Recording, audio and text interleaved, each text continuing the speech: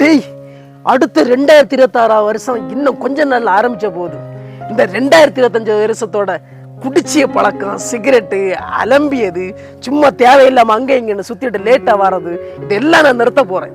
2026 வருஷத்துல நல்ல நேர்மையா இருந்து நல்லா சம்பாதிச்ச போறேன். வாழ்க்கையில சந்தோஷமா இருக்க போறேன். நீ அப்படி இரு, கேட்டியா?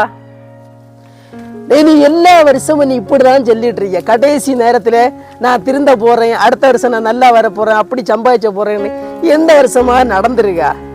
போ போ, வேற ஒன்றையும் போய் செல்லு. நீங்க 2 பேரும் மாறி மாறி பேசிட்டு இருந்ததை நான் கேட்டுட்டு தாண்டா இருந்தேன்.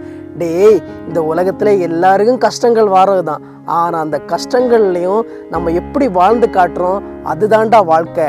நம்ம இப்போ சொல்லும், அடுத்த வருஷம் 2026 பிறக்க போகுது, நம்ம இனி குடிக்கக்கூடாது, கெட்ட பழக்கத்தை எல்லாம் மாற்றணும், வாழ்க்கையில் நல்லா முன்னேறணும் அப்படின்னு சொன்னால் மட்டும் போதாது. அதை செயலில் நிரூபித்து காட்டணும். அது என்ன தெரியுமா? 2026 வருஷம் நம்ம இதுக்கு முன்னாடி உள்ள வருஷங்களில் எவ்வளோ காசு தேவையில்லாமல் செலவு பண்ணியிருப்போம். ஆனால் 2026 வருஷம் நம்ம நம்ம வேலை பார்க்க இடத்துலையும் சரி, ஆஃபீஸாக இருந்தாலும் சரி, சொந்த பிஸ்னஸாக இருந்தாலும் சரி, உங்களுக்குன்னு கொஞ்சம் காசு சேவ் பண்ணுங்க. அந்த காசு அது உண்டியலாக இருக்கட்டும், சிறு சேமிப்பாக இருக்கட்டும், அப்படி நம்ம சேர்க்கும் போது நமக்கு வருஷ கணக்காகும் போது ஒரு அமௌண்ட் உங்களுக்கு கூட வரும். அந்த பணமானது நமக்கு பல அவசியத்துக்கு, வீட்டில் இருக்க கடன் பிரச்சனைகள் மாறுறதுக்கு உதவும். அதே இது குழந்தைங்களுக்கு படிப்பு செலவுக்கு யூஸ் ஆகும்.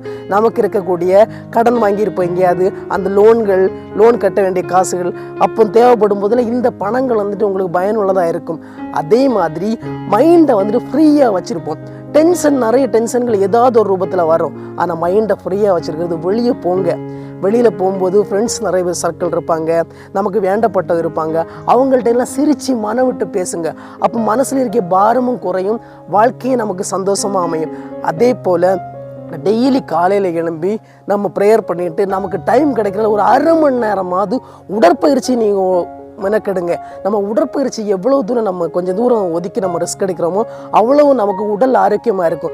அது வீட்லையாக இருக்கட்டும், ஹோம் ஒர்க் அவுட்டாக இருக்கட்டும், வெளியில் போகும்போது அங்கே கார்டனில் நடக்கிறதா இருக்கட்டும், எக்ஸசைஸ் பண்ணுறதா இருக்கட்டும், சின்ன சின்ன தோட்ட வேலைகள் செய்கிறதா இருக்கட்டும், அப்படி பண்ணும்போது நமக்கு உடல் நல்ல ஆரோக்கியமாக இருக்கும்.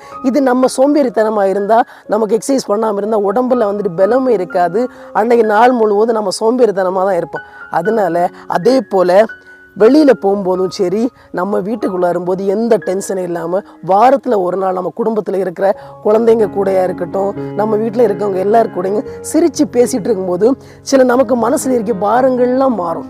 அதே போல் நம்மளால் முடிஞ்ச அளவு வாரத்தில் ஒரு 10 ரூபாய் இருந்தாலும் சரி, ஒரு 20 ரூபாய் இருந்தாலும் சரி, அதை ஒதுக்கி வச்சு நம்மளால் முடிஞ்ச ஏழைகளுக்கு உதவும் போது, எத்தனையோ ஏழைகள் இந்த உலகத்தில் இருக்கிறாங்க. படிக்கிறது கஷ்டப்பட்டுட்டு, ஒரு வாய் சாப்பாட்டு கஷ்டப்பட்டு இருக்கிறவங்களும் எத்தனையோ பேர் இருக்காங்க. அவங்களுக்கு நம்மளால் முடிஞ்ச உதவி செய்யும் போதும் நம்ம வாழ்க்கையில் அவ்வளோ ஒரு நன்மையை சந்தோஷமாக இருக்கும். இந்த உலகத்தில் 2026 வருஷம் என்ன எவ்வளோ கஷ்டங்கள் வந்தாலும், எவ்வளவு நன்மைகள் வந்தாலும், அதை நம்ம சரி பகுதியாக எடுத்து நம்ம அந்த கஷ்டத்தை மாற்றக்கூடிய வாழ்க்கை நமக்குள்ளே இருக்குது. எப்பவும் மைண்டை ஃப்ரீயாக வச்சுட்டு 2026 வருஷம் இந்த உலகத்தில் எல்லாருக்கும் நன்மையாக இருக்கணும்னு சொல்லிட்டு ஆண்டவன்கிட்ட வேண்டி நம்ம புதிதாக தொடங்குறது, நம்ம நல்லபடியாக தொடங்கினா எல்லாரோட வாழ்க்கையும் மகிழ்ச்சியாக இருக்கும்.